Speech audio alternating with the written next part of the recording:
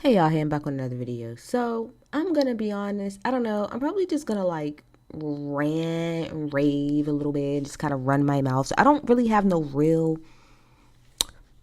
overall message of this video. I'm just really more so talking about everything surrounding Drake. Because I have a lot of feelings and I have notes to jot it down, but I'm pretty sure those feelings will go into other feelings. So let's start off with the lawsuits, right? Okay. So, as everybody knows, well, maybe you don't because these people don't freaking read, but it was not lawsuits. There were two petitions that were filed last week by Drake after, I think just like maybe a couple of days after GNX had actually released or whatever. And it's against UMG. Now, one of them is, I believe, claiming defamation. I think that's the second lawsuit, which is, the fact that they allowed the song that called him a PDF out. And then the first one is the more interesting one, which is like pretty much saying that they inflated Not Like Us, and not just Not Like Us, but like they kind of amped up that whole situation.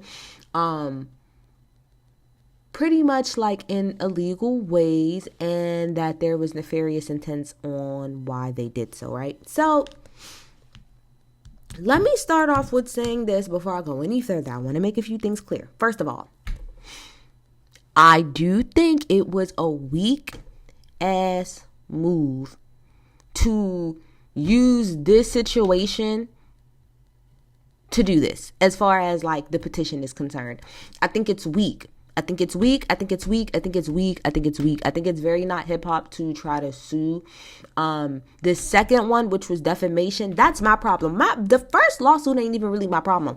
It's the second one. That defamation lawsuit, I don't like that shit because that's very much so not hip hop. Because as people said, Kendrick could literally try to like file something against UMG because you tried to accuse him of beating on Whitney, but he didn't. And nobody has ever done that before. So very, very, very, very, very, very weak. I would also like to say that, and I'm going to get into this more with the first lawsuit, but Not Like Us was going to be a hit. Now we'll get into the details of how much of a hit. But be clear, Not Like Us was an organic hit as far as people liking it. Now again, we'll talk about all the numbers and stuff around it, but it was going to hit regardless. It was gonna hit regardless. It didn't really need it didn't need the help. Now I'm not saying it didn't get the help, but it was gonna be a hit.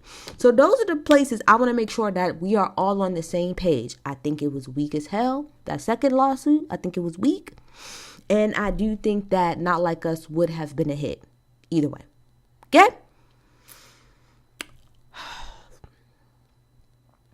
Let me also set my opening statement with this. This is my understanding of what's going on.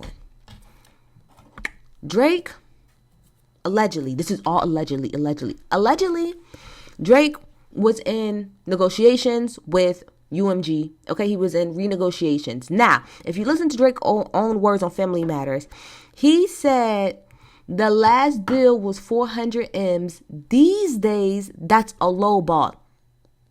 Okay? So let's just say 400 million was his last deal, which I think he got maybe 2 or 3 years ago, right? Okay. We are now in 2024 and they are now renegotiating. Meaning this time around, he was probably going to truly crack them over the heads. So what I believe Aubrey is trying to say is that in an attempt to pretty much like try to drive his stock value down and to drive it down to where they wouldn't have to really pay him as much, they amplified Not Like Us, and they amplified a lot of the things around that situation. So again, in layman's terms, they was having renegotiations about what they was going to be offering Drake. Drake was probably gonna come to the table, or probably was asking for a shitload of money, maybe even possibly equity, and so that they had a better like legging and case to stand on, they pretty much wanted to drive down his value, like as artists and all of that, so that they could come back to the table and say, hey, we know you're asking for, I don't know, let's say you're asking for like 800 mil. You're asking for 800 million, but like, look at the climate. This is not Like Us is going very well. And the sentiments around you aren't really the best. So that is Drake's whole point. Y'all purposefully propped up and overhyped Not Like Us and a lot of other things around it so that y'all could drive my stock down as an artist so that y'all wouldn't have to pay me. And that's fucked up because we're in the middle of negotiating. That's pretty much like the basis of it. And I don't think he's wrong. I don't think he's wrong. I think he's absolutely right. The petition goes into like giving a little bit more detail. Some of it's pretty weak, but some of it I truly do believe. I want to say this. I knew for a fact, listen to what I'm saying. I knew for a solitary fact that something wrong was happening. Family Matters dropped, right? Then you had Meet the Grams that dropped. And then Not Like Us dropped, right? Maybe like a day or so after. In the first, I want to say like 24 to 48 hours of those records dropping, I specifically remember seeing, I think Family Matters was maybe at like 15 million, while Not Like Us was already at like, I don't know, maybe like 50 or 70 million. And this is not within like this is not like within a week span. This is within a day or two span. And I said, oh, okay. I see what's happening here. And people could be like, oh, well, that can I tell y'all why that does not make sense? If we're looking at the difference in the numbers now, sure. I can understand the biggest indifference. But at that time, what those numbers were pretty much saying is that nobody listened to Family Matters. Nobody did. And everybody went straight to Not Like Us. And that's bullshit. That's bullshit. At the particular time that I was looking at the numbers, those numbers should have been, I can understand Not Like Us being a little bit higher, but it shouldn't have been as big of a gap as it was at that time. Even if you listen, let's just say, right, you didn't know anything about Family Matters when you first woke up. Let's say you went right to Not Like Us. And let's say you spun Not Like Us like 2 times. Eventually, you would have went back to listen to Family Matters because that was pretty much a response to that. You would have went back and listened. Those numbers from that moment on, I said, oh, okay, I see what type of time you're on. Okay. They're trying to get him out of here. From that moment forward, I said, oh, they're trying to get the kid out of here because they're playing with the numbers. And the thing about it is like, I'm 30, right? So I have a pretty good understanding of the fact that numbers, especially like today, streaming numbers are not all what it seems. And that, and especially as somebody being a marketer, I know the way that the numbers can get played with, but I feel like, kids that actually grew up in this era. So like my sister who's like 18, right? She really does believe the numbers that she sees. So like sometimes when she's talking to me about like certain artists and she'll talk about their numbers and I'm like, hun, you know that's bullshit, right? Like and so what Drake is saying is that they're playing a game with these numbers because you're trying to shift the perception and the view of him versus, I guess they're saying that they just like naturally, versus just, I think what they're saying is that instead of letting the song Not Like Us naturally become a hit, I think that's what they put in there. You guys did other things to boost it up. Just let it be a hit on its own. But the way that y'all amplified it, I think is probably his problem. Now, some people will say, well, how is Drake getting upset about the same games that he played? Now, Funk Flex said this. Funk Flex said that Drake never paid that. Drake doesn't pay for that shit. That his songs are just hits, but there are different fees. And if I found it interesting that out of everybody in the world, Funk Flex is the one that said that Drake was right.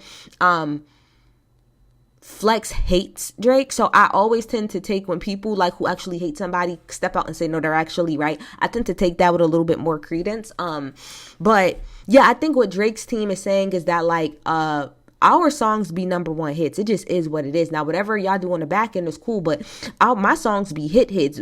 Y'all don't really have to be going out of y'all way to like pump this up. And I also would like to have a conversation with the people about back to back. Back to back was what year? Back to back was 2015, right? I want to make sure that I'm right. Back to Back by Drake, because I want to talk about everybody comparing the situations and how they are not the same at all. 2015. In 2015, I was 21 years old. I was rounding out. I graduated college in 2016. So I'm like kind of rounding out, like my college experience. So when I'm telling you, I know what I'm talking about. At least, you know what? At least in my neck of the woods where I am in the Northeast. When Back to Back dropped, it was a fucking moment. Be clear. A moment. It shook. It shook. It really did shake the world. It was a fucking moment. And it was even more of a moment because it was a bop, right? So Back to Back had a nice little moment. But I was in the clubs around that time. Back to Back had a little bit of a moment, maybe like a good month or two. I think it was like closer to the summertime. So it had like a nice little run around that time. But you cannot compare the way Back to Back was played to the way Not Like Us is played. It's not the same. It's not even close to being the same. It's not close to being the same. We're talking about Not Like Us being used in sporting events, commercials. Back to Back was not used in that way. It was not. It was not. I really want y'all to stop fucking rewriting history. As big of Back to Back was as a moment, and it was a huge fucking moment, it was not what this is. It was not played like that. I'm talking about in the way that Not Like Us is. There is a huge discrepancy. And I'm talking about somebody, again, I was outside when Back to Back came on. Was out. No. There is a huge difference. A very huge fucking difference. But anyway, so like I said, I do believe that it would have been a hit anyway, but let's talk about the whole marketing thing, right? Because a lot of people are like, well, you're getting mad at, people, pushing like their own product and marketing and stuff. And it's like, I look at it, I get it from both sides, right? Because here's the thing. UMG is a big umbrella. But UMG has all of these different things. It has, I think it's Interscope, right? Interscope, and then it has this, and then it has that and that. Like, I don't know, but like, let's just say like Epic and Columbia and those all fall under the Universal Music Group, right? As a whole, as a parent company. But then you have the child companies, like I said, which are the other record labels. So Interscope is its own label. But within Interscope, they have their own different like divisions, and then divisions within divisions, and then marketing within marketing, and this marketing within that marketing. Like, it really gets real detailed once you step into corporate America. It get real granular, like super fucking granular. It's pretty fucking insane. And so I feel like from that standpoint, as somebody that's in marketing, this is how I can see this working, right? So there's times where, the company I work for in marketing, we plan ahead. We plan a quarter ahead, right? So leading into Q1 and Q4, we're talking about the things that are going to get done in Q1. And we create marketing plans around whatever we have. Now, there are times where we like to call them like one-off things. Like one-off things kind of pop in. It's like, hey, like this is like now a priority, blah, blah, blah, blah, blah, blah, blah. Right? So from one standpoint, I can absolutely see like if something, so let's just say like Not Like Us was probably, I'm going to assume from a marketing standpoint, Not Like Us is probably a very unplanned situation, right?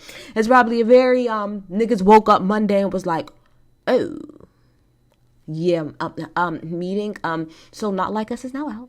we didn't expect that. Kenneth told us that he was going to give us something Q4, right? So that was, so we thought that we had time, like all of Q2 and all of Q3 to kind of like get it together, right? But we actually don't. So now we're here, Not Like Us is out, and now we need to push. It's top priority, and we need to rush. We need to get the tactics all together, get this, right? I'm pretty sure there was like a really big frenzy around that time. And so I'm pretty sure from the top level, it was like, there's a lot of times in marketing where, like, again, you can have your planned things, but if leadership deems something to be a priority, it's going to be a priority. And it's a priority, so you'll get something down below, oh, leadership said that this is a priority. And not only is it a priority, but they're not opening this amount of funds that we need to allocate towards this XYZ project. And then it's like swarm, right? So again, I feel like from a granular level, like somebody that's probably like works my job or something, probably has no idea other than, hey, we were called in on Monday and said that this was made priority and we got to push.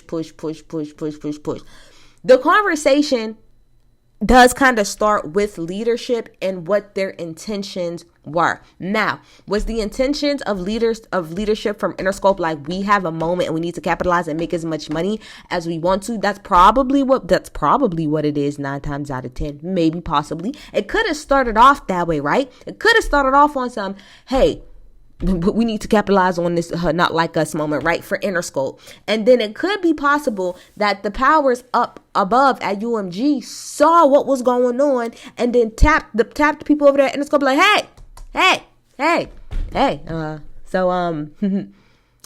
see what you got going on over here. Kenny's over here killing it. Is by any chance do y'all need any extra money? What? Y'all want to give us more marketing dollars? Yeah, the big wigs like what you're doing. We were just in a UMG meeting and the big wigs, they're really liking it. And not only that, but we could possibly even expand and throw some more marketing dollars in our Interscope, maybe long term, depending on how this actually goes. Hell yeah, give us all the marketing dollars. And then somebody at my level probably got the word probably 2, 3, 4 weeks later. Yo, we know that we said that Not Like Us campaign was going to stop, but actually, no, we're going to keep pushing. So, Google ads, get that shit popping. Social media, get that shit popping. YouTube, get that shit popping. Get some influencers, start paying the bag off. So I feel like if I'm really thinking this all the way through, I feel like it might have started off as, again, like I said, Not Like Us was going to be an organic hit. I feel like it started off very organically, like, them just probably leadership at Interscope probably really just trying to feed a hit. And, the music industry already ain't making no money, so we going to try to capitalize on a hit as much as we can. But I feel like possibly, allegedly, I have no proof of this at all. I don't have any proof of this at all. I want to make sure I'm clear. Allegedly, I think UMG may have looked and saw what was going on and was like, yo, let's dump them the extra bag, right? Let's dump them the extra bag. Because let me tell you, what UMG is saying is that we just give them money, and whatever they do with it on their marketing firm or on a marketing team, it's on them. And I believe that. I believe wholeheartedly, because for my damn job, the CEO, I was about to say his name, Lord help me. The CEO has no idea what my little lowly ass is doing, has no idea what marketing campaigns that we're running. He has no fucking idea. Unless it is like a top, big ass corporate priority. He don't know what the fuck we got going on down here. And he damn sure don't know, even if he's aware of the campaign as a whole, he damn sure is not aware of the different and like marketing tactics and this and that. All he knows is at the most how much possibly he gave and how much he didn't. And honestly, the CEO damn sure don't know that. I'm telling you, because the president don't even know that. So I do believe that this allegedly might be a situation where, yes, UMG is in the wrong, because I think they might have seen like the trend of Not Like Us and how it was going, and probably thought allegedly, like, you want to know what? Let's dump them this money, right? So that they can do what they're doing with it, but even more. So again, like Drake said, so that allegedly when he comes back to the table, they can say, well, look at the market right now. You're not really doing, the sentiment around you ain't really that great. And let's talk about numbers for a second. As the fans, we can talk about quality, and I'm pretty sure that even to a degree, like the quality in records probably do matter to some execs, to a degree. But I would like to say that as far as numbers is concerned, we can hate Drake all we wanted. For All the Dogs, first week, 420,000 units. So as much as we can't stand that album, I'm not understanding. His numbers are still his numbers. That's the thing. So between what Drake puts out currently, as weak as we say, we still listen. Drake, you people are still waiting for that damn P&D album. That people don't even care about the rap album. We waiting for the P&D album, and that's gonna do numbers as well. This is the thing. Perception or whatever. The boy sells. So I think Drake was like, yeah, like he said, a couple years ago, I got 400 M's. Today, that's a low ball because we got to think of my back catalog plus what I've produced since. Now, people generally may have not liked it, but my tours are still selling out. And from what I understand, he already recouped that 400 M's in like less than like 5 years. He already recouped that. And so the rumors are that UMG didn't expect him to recoup the 400 M's that fast. And so now that he did, so he was like, of course, I think people are saying that allegedly Drake won 600 million. I don't think that. I think if that's the case, they would give that to him. $600 million in the grand scheme of Drake. Y'all have to understand. The music industry already don't make no money right now, right? That's why you got all these layoffs. They already don't make money.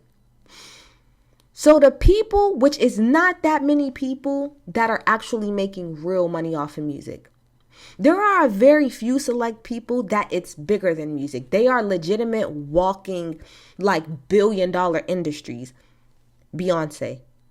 She changes the economy when she comes into town. Taylor Swift, a walking multi-billion-dollar industry walking. Drake is another multi-billion-dollar walking industry. It's bigger than just their music. Them, their name, their namesake, their back catalog, their current catalog, their pull, their draw. Look at however you want to look online. But no shade. I think I said this from the the Joe Budden podcast, and he's so right. Because I think Melissa was like, well, what about the perception on him? He was like, can I tell you the only people that really give a fuck about this whole lawsuit and everything? It's black people. And it's a specific type of, it's black people that truly are like purist into their heart about hip hop. And even then, those people are still going to fucking listen.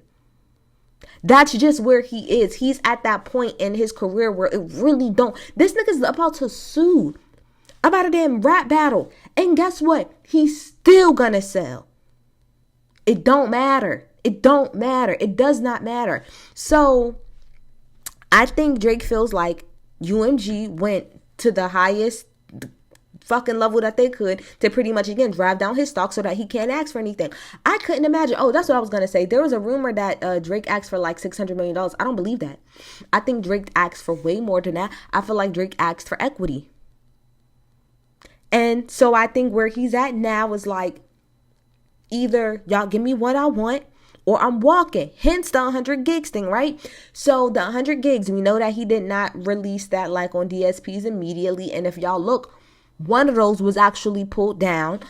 He did it on his Instagram. He did it his own way. And I think that was, as people were saying, number one, a big FU to UMG. I think it was also a way for him to try to collect like a little bit of data. I do think it was also a way for him to kind of like test the waters a little bit and like see what was working for him at the time and maybe what wasn't working. But I really think a lot of it was just about grabbing data. I think it was just a straight data pool of, what can I do with no machine behind me? If it's just me on my own, Aubrey, and I don't have anybody backing me but myself, and I drop music, how will this go? And I think, bro, that man just pretty much got from, according to everybody else, that man just got fucking demolished, right? Literally demolished. And he put out his 2 little 3-packs. They might not be like grand, like hits, I guess, maybe like that they was like 10 years ago. But they're still, if you go like look on YouTube or if you look at his streaming numbers, they're still doing fucking numbers. This kind of leads me into, you know, my next thing about Drake or whatever. I'm trying to see in my dear. Oh, not just yet. I'll get there in a second. Also, another thing about the bots, right? I think people also break down bots way too simply. Bots are not just like the streaming numbers. It's not just that. It's not just people. It's not just them like doing the stream farming or whatever, you know, to like run up the numbers on YouTube and streams and stuff. Bots is also the comments. And the biggest reason, like I told y'all before, I like took myself out of like, this is the same way I took myself out of the Megan Tory thing, is because the thing about online, especially when it comes to like Twitter and like Instagram and stuff, it's really hard to be able to tell, honestly, bots from real people. I mean, you can if you just simply go and click on the profile, you normally can, but who got the time to sit up there and click through every single person? So the comments and stuff, they just all kind of get mixed up together, you know what I mean? And so those things absolutely change perception. When you see everybody saying something stinks or it's not well, I'm going to be real. A lot of times before I go and I listen to an album, well, it depends. It depends on who it is. Like if it's somebody I really like, I genuinely won't go online to see like, you know, like the overall opinion of an album. But if it's somebody I don't really give a fuck about, like I'll go online and I'll like look and I'll just scroll real fast to see like what's the overall sentiment. Is it overall good? Is it overall bad? Is it overall in the middle? And then for me, that does kind of determine whether or not I'm rushing to listen to it. But that's only for people I don't really care about too much. But those things do sway public opinion. I also want to say that as much as people, I want y'all to understand something. Most things, not all, most things that the public, that the general public, like, thinks that they like, they were forced to like. Marketing is in everything that's done. Everything. Everywhere you look, everything you touch, it's all marketing. So when it comes to songs in particular, you know how sometimes you'll hear a song, so you'll hear a song and you won't like it, but they'll play it so daggone much that eventually you like it. Do you think that's because now all of a sudden it's just a good song? It's called programming. And I think that's kind of what they're trying to accuse UMG of doing, is programming people to like, not like us, versus just letting it be a natural hit on its own. And I just want to say that y'all don't choose the things y'all like as much as y'all think y'all do. I just want to say that y'all do not choose as much as y'all think. Not saying at all. We all got our own free will, but not as much shit as y'all think. I'm telling you right now. So here's where I'm at. Here's where I'm at with Drake. You know, I feel like Drake and Nicki are really in the same boat at this moment. And I've been saying this for a long time about Nicki, so I'm going to say the same thing about Drake.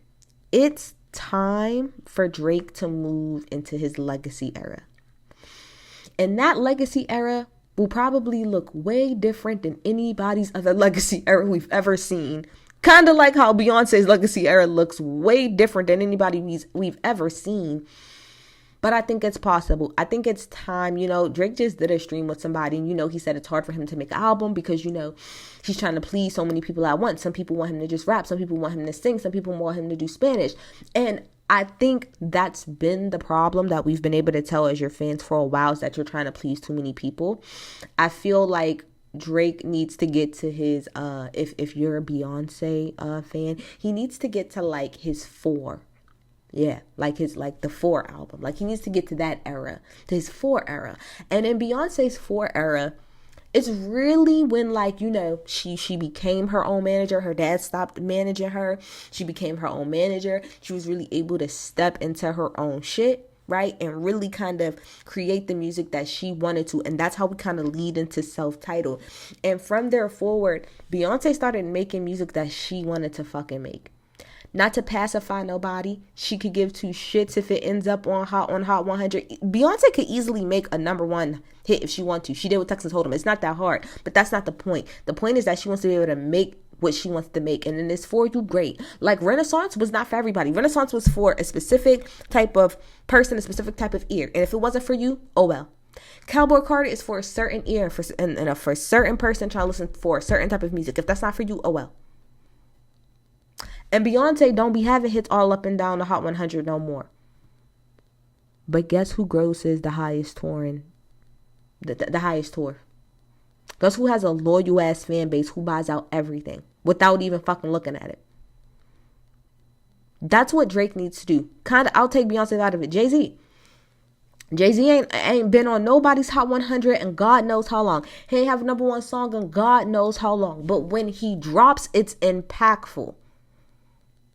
When he gets features on somebody's verse, it's impactful. When he finally, I do believe that rumor that Jay-Z is going to drop an album soon. And when Jay drops, it's going to be impactful. It's time for Drake to move into his legacy era, similar to like how Usher had to kind of go into his legacy era, which is leaning on your back catalog while still making bops. There's nothing wrong with doing both. Drake's back catalog is untouchable. It's kind of really fucking scary. But I think Drake has a hard time with like, bro, we have never seen nobody have a run the way you have. 15 years, solid. 15 years. Number one. Jay-Z did not even do that. Jay-Z was going back and forth during his years. Sometimes it was DMX. Sometimes it was 50 Cent. Sometimes it was Ja Rule. It's been consistently you.